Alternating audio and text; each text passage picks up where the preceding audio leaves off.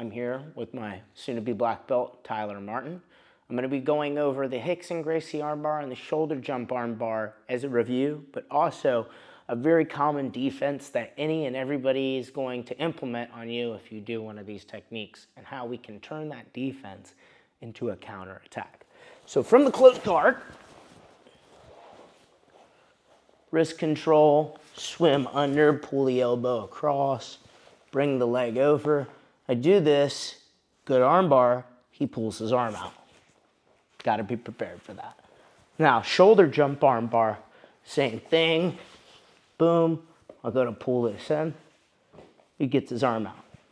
So now we have to be prepared to make a movement. A lot of times when we go for like the Hicks and Gracie armbar, and he goes to pull his arm out, this arm is often going to be in this situation. It's really good for a pass. Go ahead and pass. And Tyler does this quite a bit with me, but if I can beat him to the punch, when I go for the Hicks and Gracie armbar, he pulls his arm out. Grab here.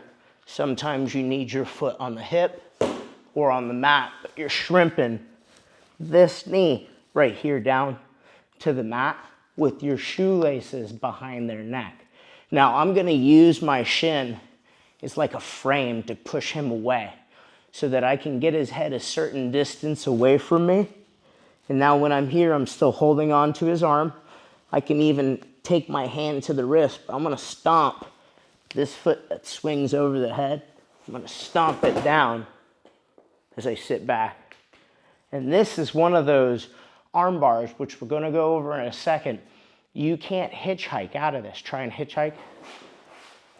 Because my foot under his neck prevents that shoulder roll that allows him that mechanic, that movement, to give him that hitchhike defense. Back to the close guard.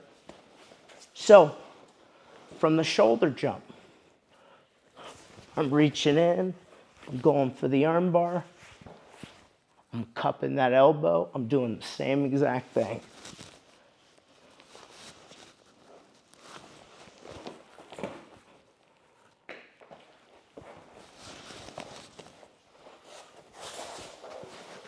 So a detailed analysis is when I'm right here and he's got this leg across. We've all been here. It's all a very common position to be in. This is really the only reason we're going for the cigar cutter. I guess you could probably attack it outright, but I don't see a use for that when you have fundamental techniques like the Hicks and Gracie or the shoulder jump.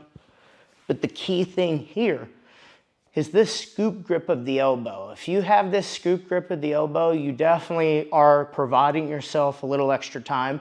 Try and pass me from right here. It's harder. And I can start to set up this shin across the neck. Keep trying to pass me. Now stomp the foot.